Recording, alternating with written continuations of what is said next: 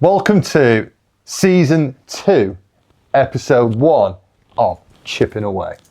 Today we've had Mick Vaughan join us. He has come in, talked to us all about his early life, his education, then his time in South Africa. We've talked about his military career, and now we've gone on to his bushcraft and bushcraft CIC, and looking forward to the future and his legacy, as he calls it, which is the right thing.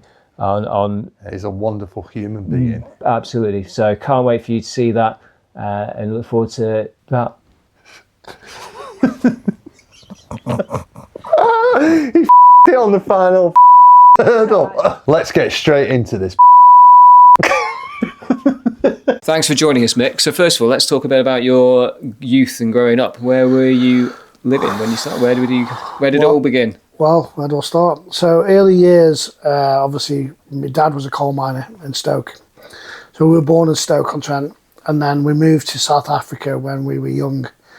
There was obviously the miner strikes were going on.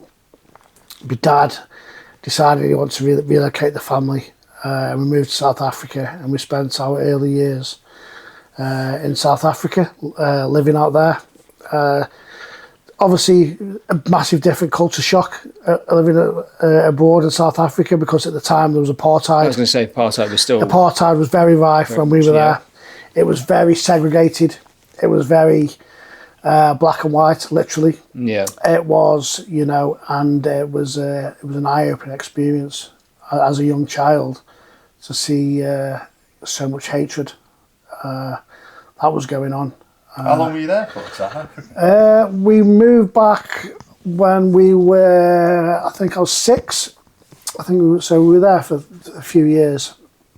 We lived on a gated community. It was a gated private white community. And we had a white Afrikaans school. What year were you there? So we were there 81 till 85, 86, so about 5, 6 years. 86 we come back, I think. I was in Zimbabwe in 97, and I was there for a year. Yeah. And it was like that there in Zimbabwe as well. Yeah. There's the stories. So my dad had to do national service for us to get citizenship. My dad had to do national service because obviously the time that was going on was the South Africa-Rhodesia War. Which is Zimbabwe. Which is now Zimbabwe. Yeah. So my dad had to do national service. So for us to get me and my younger sister to get citizenship, my dad did the national service. Same as all the other guys who went over from the UK to work in the pits. But the stories my dad used to, because obviously we were young, we never saw the stories. You actually see what apartheid was. And you can obviously see what's happened. I've never been back since.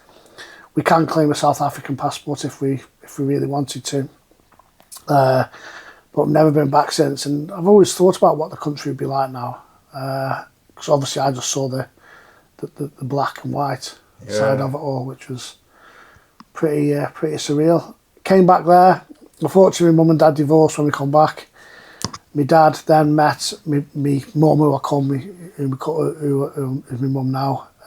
Met her, and then we settled in Stoke. Yeah, back in Stoke.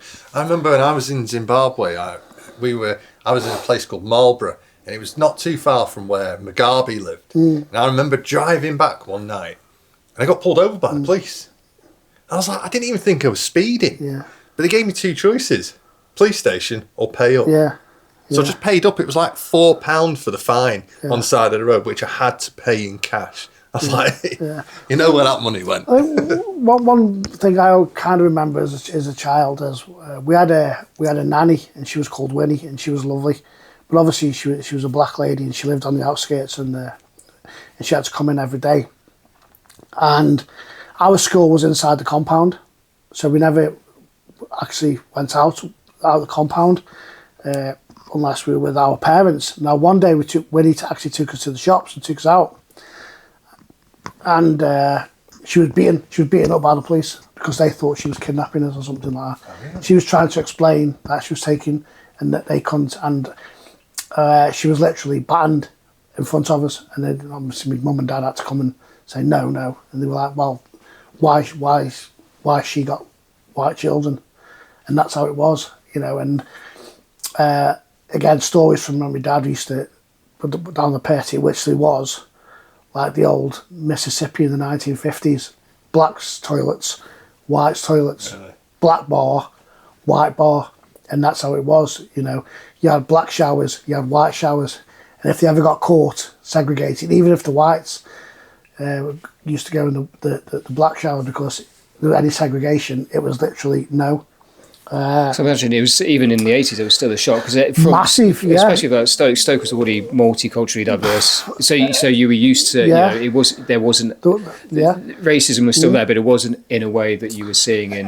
And the one thing that shocked my dad more than everything, because my dad worked obviously at the colliery at the time, and one of his closest friends at the time was a guy called a dad and a son, Wilf Nelson and Clive Nelson.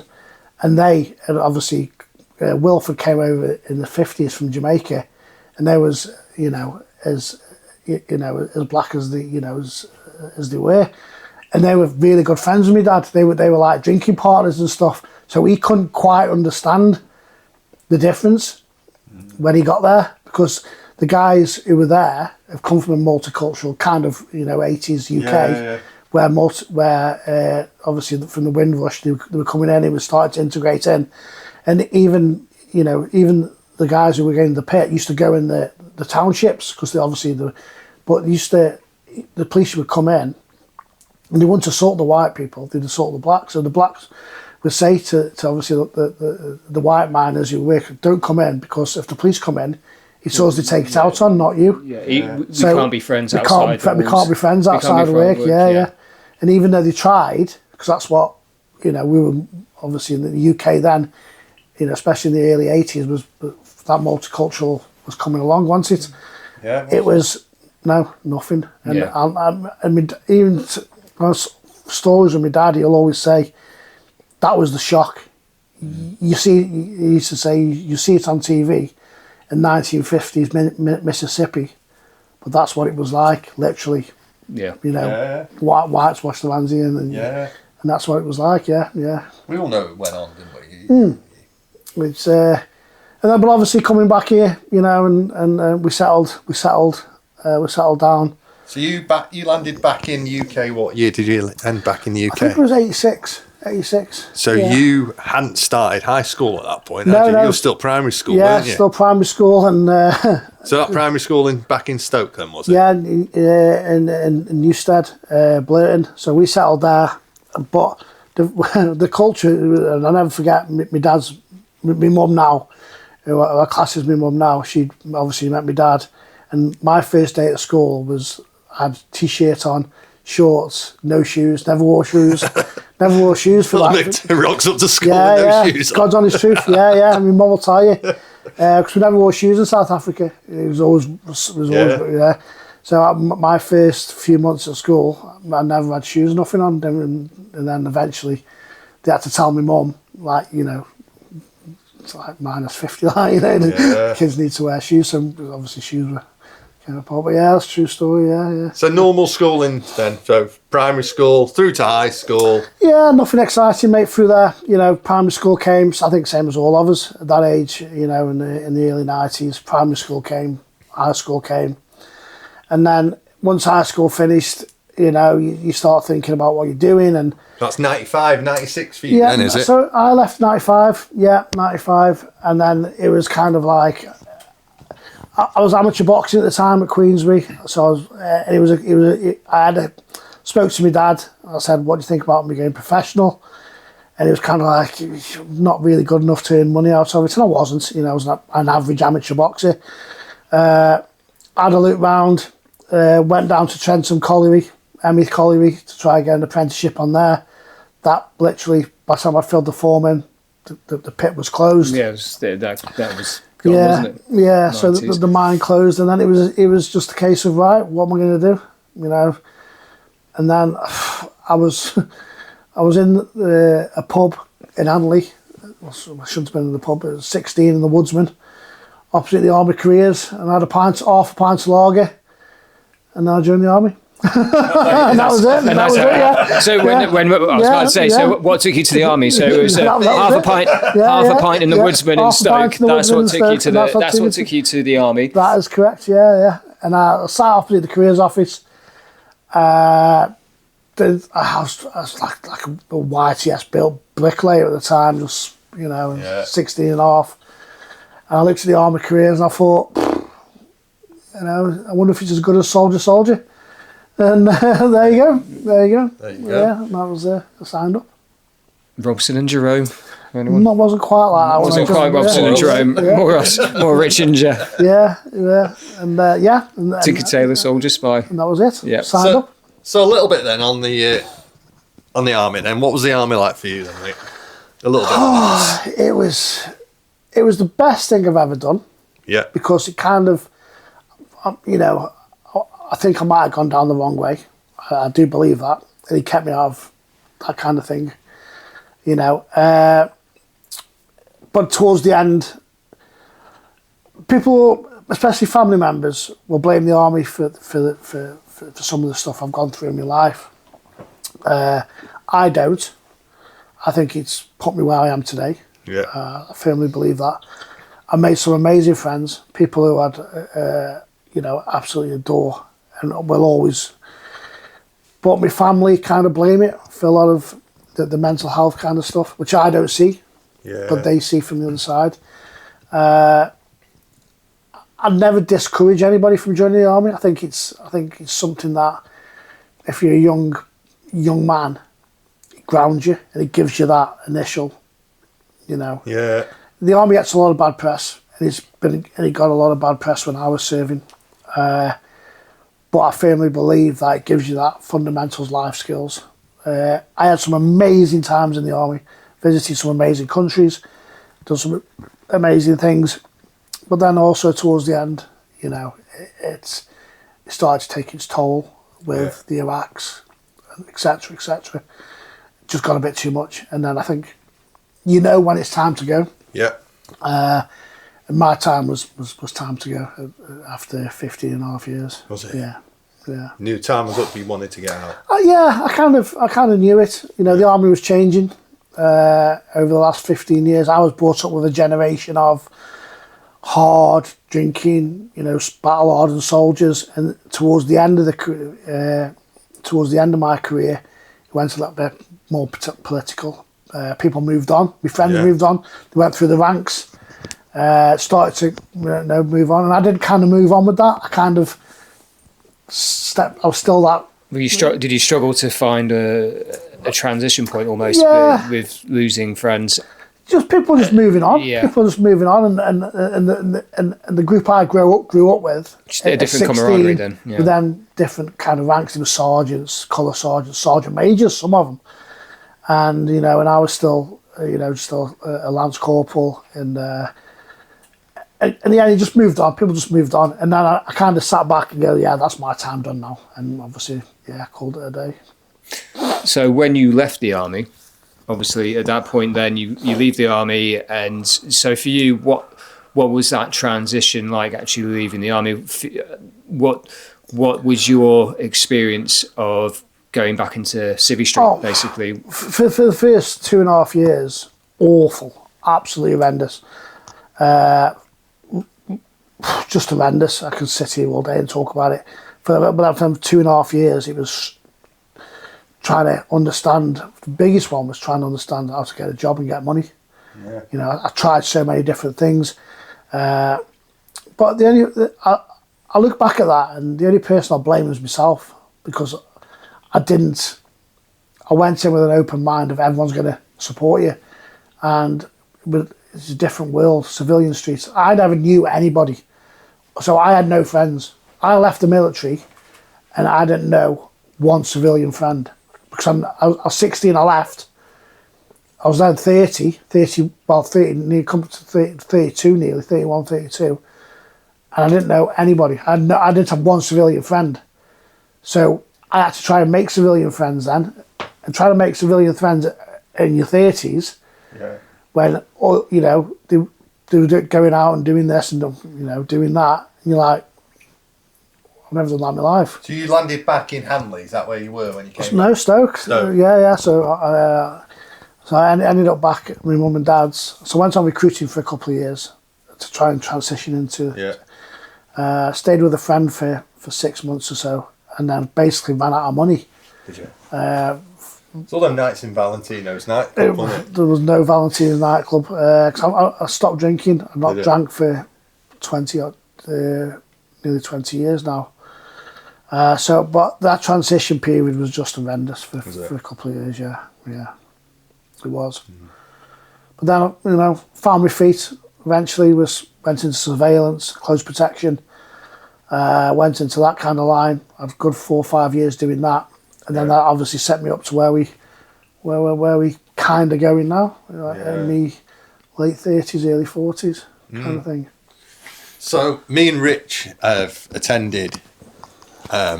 When we do something, what we tend to do is we get involved with it first, don't we? Yeah. So we know that Mick had Staffordshire Bushcraft, but we spent a bit of time with Mick. We've been up to Stoke at the Bushcraft. Yeah. We've sponsored one of Mick's attendees for the full year to do an event there as well, which is really good. A really nice girl that's doing it. But I suppose we need to talk on Staffordshire Bushcraft because that's a key part of your life now. Yeah. Yeah. Bushcraft itself, even our microphone today, if you have a look at that, this is a spoon. The spoon that we're using as a microphone holder is being whittled by Mick himself. So it gives you an idea that everything is very much hands-on. Everything is hands-on. He's doing me a full set for home. We're going to have a full set. For our audio listeners, this is a spoon which has been whittled from wood. And I would say it's been lacquered as well. It's been clear lacquered so that it's usable and you can, I imagine, wash it and reuse it. Yeah. It's probably about a dessert-sized spoon. It's very impressive. It's a really nice grain on there as well. So full sets available. Full sets available. Staffordshire Bushcraft CIC website. Yeah, well, these will be available to buy as sets, pairs, full sets. If you're looking for something unique, this is it. It's ace though, isn't it? Look it's great. I love it. I think it's one of the best things. Yeah. But all joking aside, the thing about bushcraft to me, when I've seen it, I think a lot of us, we've been in the Scouts. I was in the cadet. We've doing those things. You see sort of a basic, so fire starting and you do whittle woods, but you're doing sort of like most of the time we were trying to make little things. We weren't necessarily going massively into it, but I think what we saw that first time we came to the bushcraft for me was a sense of community. There were, even though there was only a small group there on the day, I think it was 8 of us in total there that day, but everyone was really looking forward to just learning and understanding more about using nature and how you live with nature and get back to nature essentially. And that, and I think that's something that's really important in the world we live in now. Our children, Jeff and I both have young children. Yeah. So for us, it's like, how can we get them out? How do we get our children out? How do we get them out? That's the hardest thing. Get them off these devices, get them out, stop looking at screens. And I think this is the perfect sort of thing that, for what you're doing is that same thing where, for you, you're working with veterans and you're saying, look, get yourself away, get out of your headspace, come and join us and sit down, just remove yourself for a few hours and go back to basics. Yeah. So I think, that's what I've seen. But for you, how would you describe Staffordshire Bushcraft CIC? What would your way be to describe that? So what are we then? What did I plan? So the biggest plan when we started off with Staffordshire Bushcraft was to run it as a company. I then realised that there's some amazing companies out there, and I'm not a businessman, and I didn't want to run it as a company. I didn't want to try to run it as a company. I didn't want to compete. I wanted to give something back. Obviously, with my health issues, etc., there was always this thing that I always thought about. What I want to leave is a legacy. And the legacy was what I've done for Staffordshire Bushcraft CIC. Mm. That was the plan. And that will be the plan. You're still doing it now. And that will still go on. Yeah. So the plan is this legacy I've got. And so Staffordshire Bushcraft it's not just veterans, it's blue light, and we've got a women in bushcraft section as well, which we use. And people look at the women in bushcraft section and think, oh, women, this, that, the other. One of our biggest supporters is from the women's side, because you look at ladies and they come home, they've got kids running about, and it's, even though it's a different, it's more 50-50 now in families, women still do a lot of the work and still get a lot of the stress. So we support them in that situation of getting them out in the woods. So it's not just veterans and blue light services that we concentrate on. It's that other prerogative. And the aim is to get people out in the woods, and this is what we've been doing for the last few years, getting away from a mobile phone, getting away from an iPad, just getting away from television and actually becoming one with nature.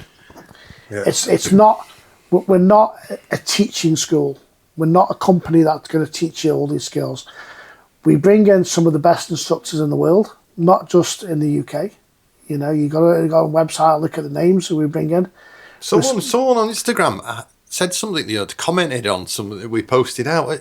Who was the name of that guy? Was it Paul Kirtley? Paul Kirtley. Yeah, Paul Kirtley was. We had a look at that, and we were like, okay, let's look at Paul Kirtley. Yeah. Like, wow, Frontier. Is it? He's Frontier, isn't it? Frontier. Paul Kirtley runs Frontier Bushcraft. He is our CIC ambassador. Luckily, this year he's come on as the ambassador for the CIC, and Paul's one of the biggest instructors in the world, not just the UK. He's for bushcrafting. Oh yeah, he's world renowned. Is he? You know, and I'm fortunate to have Paul behind us 100%. Not financially, far from it, but having his name and his presence to use that is something that people don't quite understand. But the names we've got coming in who want to support us is second to none. You know, so we're very fortunate that we have got these people. They understand my goal. They understand this legacy. They understand what we want to finish off as. You know, we're very lucky to have a beautiful estate in Sandon with, you know, from the family who are very supportive of what we're doing. And now it's just about getting us out there so people, you know, people see this veterans thing all the time. And I want to reiterate, even though we are veterans running, it's not just the blue light service is massive. Yeah. And the blue light services, I don't mean just a brain surgeon, doctor. I'm talking all the way down to the lady who pushes the port around. The janitor. The janitor. They are blue light. They work for the NHS. But you can have normal civilians come civilians can come and... So how does then? So Rich, who's never done bushcrafting before, and he sat at home and he thinks, I want to go do some bushcrafting, and he types it in Google, right? So how does Rich enlist to come and do bushcrafting with you? How does he do it? What does that process look like for him? The process is a little bit harder for obviously, because we go priority is veterans, blue light, and then our women bushcraft. Now obviously we do a few community weekends, so we have a community weekend once a month, where we let the community come in and have a look, see what we're doing. But on people who just want to come and do bushcraft, we work with a company called Woodland Ways. Now, Woodland Ways are a bushcraft school. Yeah. And if people who've come to us and say, "Oh, I really want to get into bushcraft," we'll push you to the Woodland Ways kind of way, because they are a company who can take you away. We're more of being into the woods, let you have a basic knowledge with the instructors, see what you think, and then obviously go away and see how you feel about bushcraft, instead of spending a lot of money and going, "Oh, I don't like this." Come and have a look at us. I'll show you the relaxation side. But it's a lot more of not this word gets sprung around mental health, and it's all about mental health. It's all about mental health. We try and preach the nature kind of side instead of the mental health side. We do have a mental health practitioner who works with us full time. He's always on call, so we're very lucky to have that. But no, just if you get in touch with us, then we can see how we can work with you. Yeah. And also as well, obviously you are Staffordshire CIC, Bushcrafting CIC. Yeah. If there was people out there who thought this is a great cause for veterans, how would somebody donate to the Staffordshire Bushcraft CIC? So obviously you can get in touch with myself, and we can go through that way. Yeah. There's a link on the website. And which will be underneath here on there's a link on the website. You can obviously donate on that way. we do have a main sponsor, which is Black Onyx Concepts. Yep. So Lee is a guy who I've known for a long time. They sponsored us for £3,000 this year, and that basically pays for 4 veterans or 4 members, 4 people to come every week for free. That's good, isn't it? So people who haven't got any money, that £3,000 for the next 10 events covers 4 people to come for free. So, like I said, non-profit, everything's been funded by myself. You know, I've funded it all, apart from obviously the £3,000 and a few donations from other people over the years. Yeah. But it's all been funded by, 95% of it by ourselves. If there's anybody who wants to obviously jump on with the £3,000 kind of donation, And that'll give 4 veterans, will it? 4 veterans, 4 blue lights, or 4 ladies. So that'll give another 4 people. So we have maximum of 12. Yeah. So that would pay for another 4 people to come for nothing, like the Black Onyx have done now. And then obviously you could be part of the sponsorship team with obviously Black Onyx, who's the main sponsor. So if there's anybody out there who would like to help Mick, and 4 veterans, 4 blue light, 4 ladies for this year. This year, 2026 to join. So from March until the last event in September, we run one every month. For £3,000, we would put 4 people on that for free. That's good. I was just going to say, but if you want to, you can just sponsor one. You don't have to sponsor. Sponsor one person. You can just put a donation towards helping. Yeah, you can do what you guys have done, and obviously, the £300. So £300. Yeah. If you just want to sponsor one veteran, £300 would obviously get, would get them down. And that's offering. So we've sponsored Kerry. We didn't know. Hi, Kerry. We didn't know Kerry's story. We still don't know Kerry's story. We got on really well with Kerry because when we turned up at the Bushcraft event, there was Kerry and a friend, wasn't there? Sharon, and they probably, the 2 girls that were there, probably took the most out of it that night. They enjoyed themselves. Really threw themselves into it. Really threw themselves. Kerry into the fire. I'm still holding it against Kerry. Flint and steel, first time Kerry. Still, next time, I want that. Yeah. So, Kerry just stepped up and went, like that. Like that, Kerry. That's what you do. So on that, just break it down. So me and Rich, we've donated £300, which is not a great deal of money, but we wanted to do it. We've known Mick for a bit now. It's not a lot of money. We just thought we'd help out, and because we like doing stuff like that, don't we? And Kerry. So on that £300 that we've donated, what does Kerry get for the year? So Kerry will get for that £300. So she'll get 10 weekends. Yeah. In the woods. Yeah. With obviously the different kind of instructors we talked about, Paul Kirtley, John Ryder. She gets in front of these people. She'll be a priority. Wow. She's what we call one of the members. Yep. So we've got so she'll be one of the members now. So she'll get all that. Yeah. Obviously a free community weekend, and obviously she'll also become a priority for when we go to Sweden. Yeah. So at the end of the year, we run a 2-week trip to Sweden with working with Castrum and Acilia Camping, who've got their base up in Lapland. So we'll take veterans, blue light, so 8 places will go to Sweden. And people like Kerry will have the priority trip. She doesn't have to go, Obviously that doesn't cover, the £300 doesn't cover that. But she might get the opportunity. But she'll get the opportunity to go. She'll get the opportunity to go, yeah. So it's not a lot of money. It's, like if it's one that you want to help Mick with and Staffordshire Bushcraft CIC, £300 will put someone through all of that for a year. Yeah, £6,000 covers the CIC for instructors, food, insurance, and equipment for a year.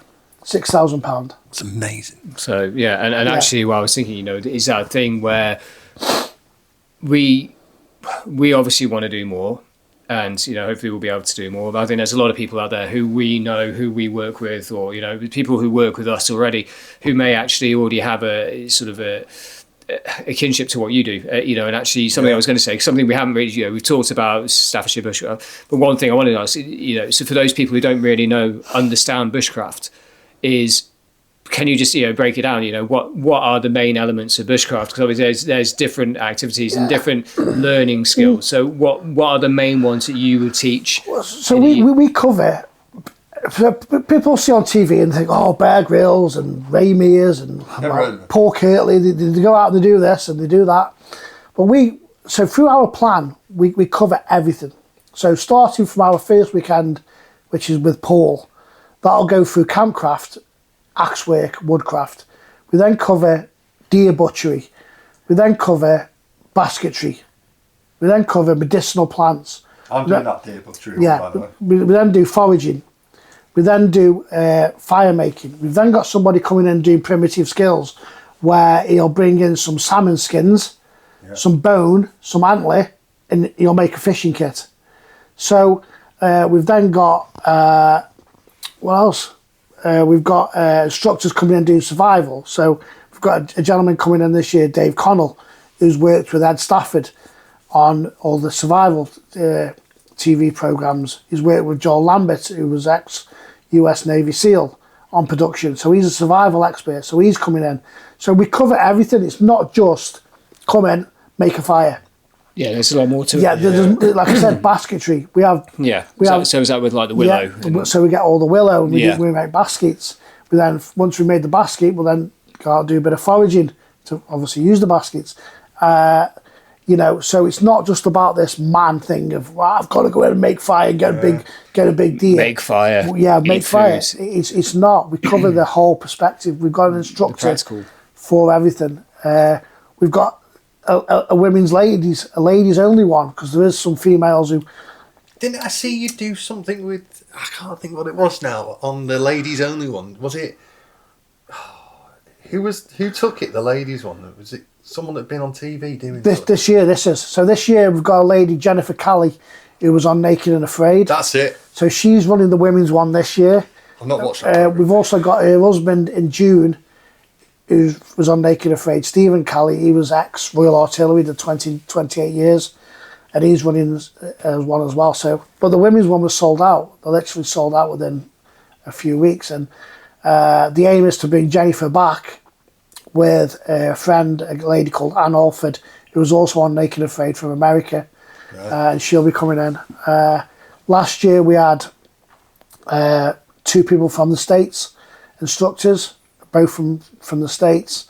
Jax Janaga, who is a big supporter of ours, she runs a wilderness survival school, and another lady, Melanie Sawyer. They both came in from the United States. Flew in. To run a weekend, which is great, and it shows. And I think that's testament towards what you've been doing in Staffordshire Bushcraft CIC. The fact that you've got these people. You've got Paul Kirtley, who, from what I remember you saying, he doesn't really get involved with organisations in a way that he has done with you. It's not something he does. No. So to have that presence with people who are showing that to you speaks volumes about what you're doing and the belief they have in what you're doing. And I think that's important for people to know that, Mick is out there just trying to, he's not trying to change the world. He's not trying to, become this big name. And he just wants to provide something that he felt was important for him when he was going through a period in his life. And he just wants to make sure other people can get that same that same relief, that same opportunity as him. And and it also, which makes me one other thing, it's what we haven't mentioned. I think we should mention him briefly, because we talk about him whenever we see each other. Trevor, tell us a bit about your business partner, Trevor, because I think Trevor needs to be mentioned a little bit, just a brief bit. I know we get a big head about it, but so last year when we were struggling and we were going through, I've got a couple of business partners who've supported me from behind the scenes. My best friend Matt, who keeps out of the way. But Trev, I'm not going to say this lightly, wholeheartedly, he saved the CIC. Last year, financially and everything, there was nothing left. No money. We're in a situation where I was like, grants were never getting saved. Trev came in, he came to Sweden, we sat, with us, and he's been sat behind for the last few months. And he's now taken over the directorship. I can honestly say, I don't want to embarrass him, no, none of the funding has gone in. We haven't got anything yet. But without him, I wouldn't be sat here. The CIC I would have closed it down. Me and my partner Rhonda, we were sat there, and again, I've got to give her a mention because she's gone through it all over the last 4 years with us. And even she said the best thing we've done is bringing Trevor on, because he's that energetic side to everything. Yeah. Even though I'm the side that sits there going, oh, the whole world's going to end. Trevor's there, but the whole world's not going to end. No, he's definitely half cup full as half cup empty. I remember the first time when we first came up to the hut and we walked in, and I literally turned around, he took one look at me from the door and went, coffee, tea, hot chocolate, which one? And that was it. That was the start. Trevor was just straight in, right, come on in, right, get involved. What of them shoes you're wearing? What of them shoes you're wearing? I don't know, Jeff, hold up these shoes. These shoes are not the shoes Jeff was wearing. He went pink and white for the last event. Socks. That's how I roll. In the fire starting on top of a hill in Stoke. Yeah, you see me up there, couldn't you? Yeah, we weren't going to lose you. But no, I think, as you say, Trevor is, we've only met Trevor once, spoken to him a few times on Messenger and that. But Trevor is a guy who, as you say, he's just got such a positive outlook, and he's confidence in.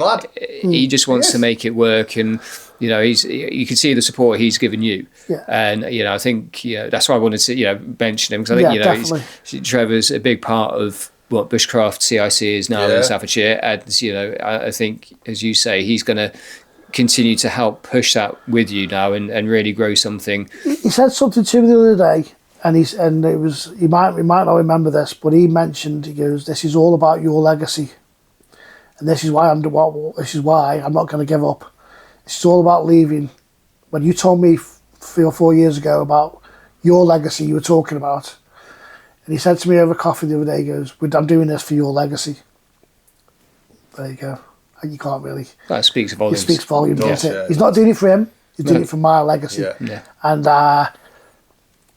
And and he's funny, and he was hilarious out in Sweden. He's always got a joke. Always got a joke. We've got a good team behind us at the moment, and it's one of the next month when the woods gets open, I can take you guys to the woods, and that's when you'll see what it's all about. And I think that's it. I think this is the other thing as well, we should mention. We went on a Thursday night, so Mick with Trevor, they run a Thursday night group as well, where they do these activities where you can go, it's just for a couple of hours. So it's, it's not just about the weekends.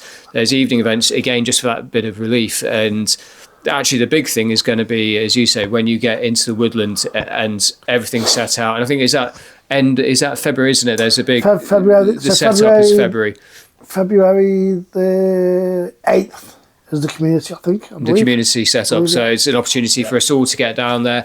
Kids as well. Come down. It's all about clearing the area, starting to get everything ready for the year's events. It's a great opportunity to meet Mick, meet Trevor, meet other people. If this is what if you want to go into the bushcrafting, it's an opportunity for you to meet other people who are in the same position as you, wanting to.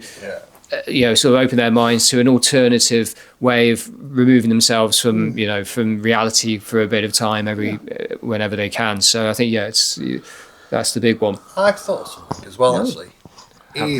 We just touched on there the family and community thing, but isn't something happening with Trevor and bringing children into bushcrafting as well? Yeah, so we've decided, I've let Trevor to run with this one. This is not really my forte. I've let Trevor and his partner Grace who are going to run. But I think this is a really good idea, by the way. It is. It's fantastic. People want to get children. I don't want to put this nastily, I'm not a children kind of person. Mick, hard work, however, I tell you that. Mick is a teddy bear, by the way. He is a teddy bear. And I love my grandson more than anything. Couldn't be a full one. But Trevor's come to me with this idea that he wants to start running a couple of days a week on school holidays. But it's great though, because... And we will be starting it. Yeah, we will be starting it. It'll be under the Staffordshire Bushcraft CIC enterprise. Trevor, like I said, Trevor and Grace will be running it. We'll start off, the first one's going to start off over Easter, because I do know Staffordshire and Cheshire's Easter holidays miss a week, so we're going to probably run it for about 3 weeks. Yeah. I think it's working out on a Wednesday, Thursday, so like a Wednesday afternoon or Wednesday morning, Thursday, But yeah, we have, you know, we have decided to have a look at that. It's a great idea because I think about with our kids, Rich, we've both got young kids. So. When they go to holiday clubs, I mean, a lot of the times that they get to go to holiday clubs, they never really learn anything. They don't learn anything. They play football and they have a ham sandwich. Yeah, I mean, And that's it. Great, Sounds great, yeah. I like that. Charlie went to a Nerf gun once. Yeah. He did a Nerf war once. So I think that was, you know, but again, it was great. But this is giving them something that they can take away, a skill, a malleable skill you can take away with you. You know, I think that's really I mean, who wouldn't want to make a spoon? If they can make spoons. Don't think they'll quite get that far on these holidays. Why not? Aspirations, but you can make a spoon in 2 Fires days. everywhere. The whole of stuff You know, on fire. they might play with a few leaves and have a marshmallow over the fire. They won't be playing with axes. That's it, though. Kids love stuff like that, don't they? They love it. Even that in itself, I think, even that on its own, you know, we talked about it. We said, well, can we, you know, doing a lads and dads or mums and daughters, you know, having a family, you know, being able to do something that you do a weekend where it's about family. So the whole family come, sit down, learn together and get involved, because actually that's the one thing that in my household at times is missed. And, you know, like my wife's she's a nurse, you know, she's a district nurse. She's out all day, you know, she deals in palliative care. You know, she has a very heavy job. Hello, my wife. Watching. If you're watching, hello, Ben. She's always watching. Always watching. My better half, I should say. But, you know, and so she is in a role where, you know, she just wants to come home and switch off. But actually, we've sat there and we've gone, like, 2026, this year, we are going to get out there more. We're going to do more stuff. Last year, we didn't do as much as we wanted to. You know, we're both working hard. But this year, it's about making time for our children. But we don't want to just, you know, we don't want to just buy that. You don't want to just go to Play World and sit in soft play and bounce around. We want to go and do stuff which is actually stuff that's actually going to, you know, give us all something back. And I think this is this perfect example of going somewhere where you can do it as a family and learn, but also just spend time with each other. You know, you have forest schools. I mean, we've got one literally at the bottom of our garden drive almost. Someone's runs a forest school where we are. We will become a forest school. And that's it. And I think, you know, there's a forest school literally around the edge where we are. We've got the pond, you know, round on that little walk. There's a forest school literally there. Do they need a woodchip? That's the next one. I know which one you mean. Yeah, but then there's one in Nantwich, which is open recently in Nantwich as well. Which at the moment, Becky, my wife's taking our daughter, 3-year-old. She goes there most Mondays. They go to that forest school because it's just something different and it's a great scheme, and you know, they get so much out of it. So I'm really pleased that you guys are doing that, because I think it will bring another element just to show, look, there is more out there. Get out there, just try and get involved more. And I think that's so important. One thing you guys will notice when you come, and again, you know, like I said, we're not a bushcraft company course. We bring instructors in. Is it's very laid back. The instructors are laid back because they aren't teaching like that. Like they'd be teaching if they were charging £200-300 each person. But what you will notice is, and what I always notice is, mobile phones are only out for pictures and stuff like that. No one's actually on the phone. No. And it's great.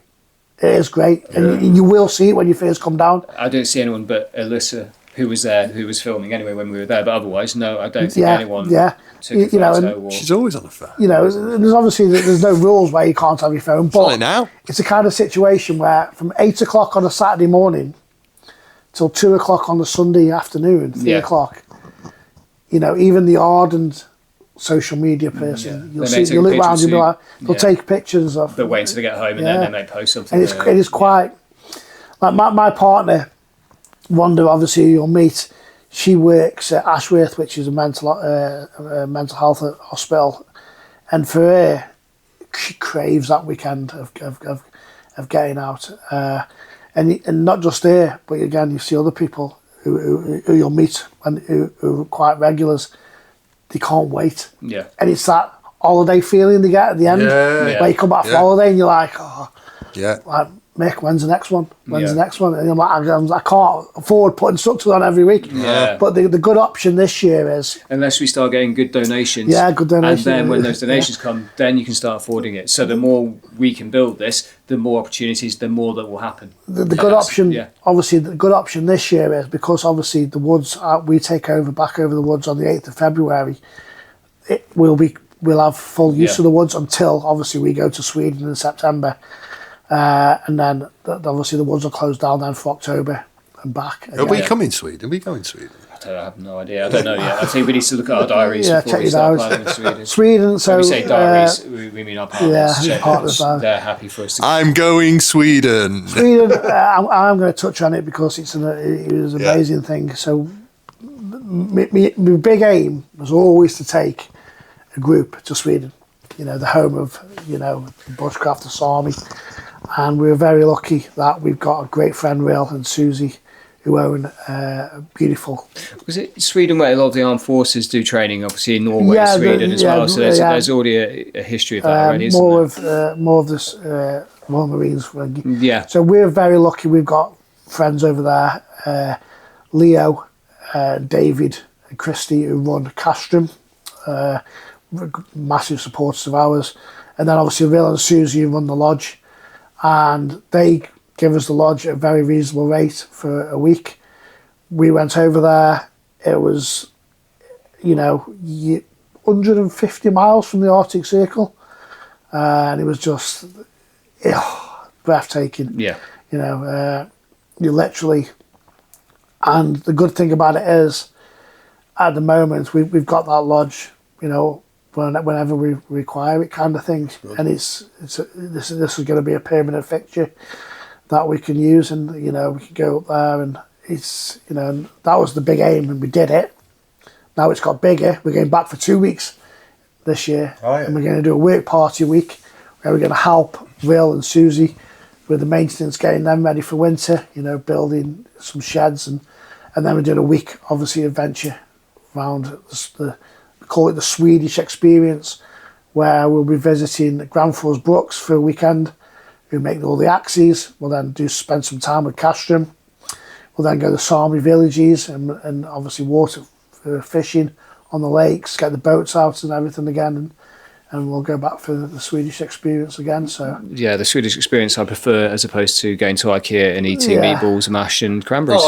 The alternative Swedish experience. It's actually called lindenberry. Oh yes, it's the lindenberry. Apologies to our Swedish followers. Lindenberry with meatballs and there's mash. Loads of it around there, and it's so much better when it's made for you by Susie. And it's made homemade. That does sound. It does sound like an amazing experience, to be honest. It does. I'm going for the meatballs. I'll go for the meatballs. So, don't get me involved in any of the bushcraft. Just feed me meatballs. I'll be fine. So Leo made his special moose curry when we were there, and it was the best ever. Yeah, amazing. And that was September this year. Was it? Will be. Will be. We're back again. Okay. 2 weeks. So then, mate, what have we got coming up this year for Staffordshire Bushcraft? So obviously, apart from all the events in the woods, the kids, the community days, we're down for two big shows this year. Usually we only do one, but we're doing the stalking show. We're doing that in conjunction with Castrum. Yeah. So we've got 2 days there where we'll be talking. We've got a stand showing all different stuff what Staffordshire Bushcraft do, and obviously we'll also have some nice with.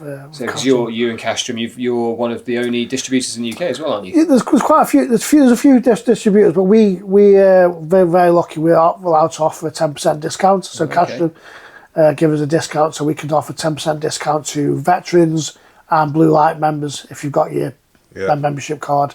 So we're very lucky with that way. Yeah, we are. Great. Add that in as well. Add that in for people. So if you do want to buy anything from them, then obviously speak to Mick. Speak to us, and we'll get a nice little discount.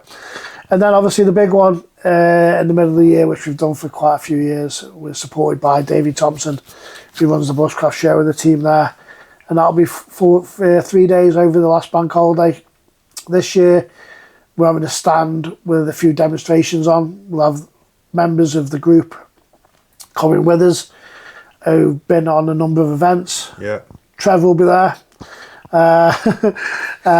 sharing your things. Bringing the joy. Trevor's joy will be there. Trevor will be there, and so we'll have some products on what we've made, baskets, primitive bushcraft stuff.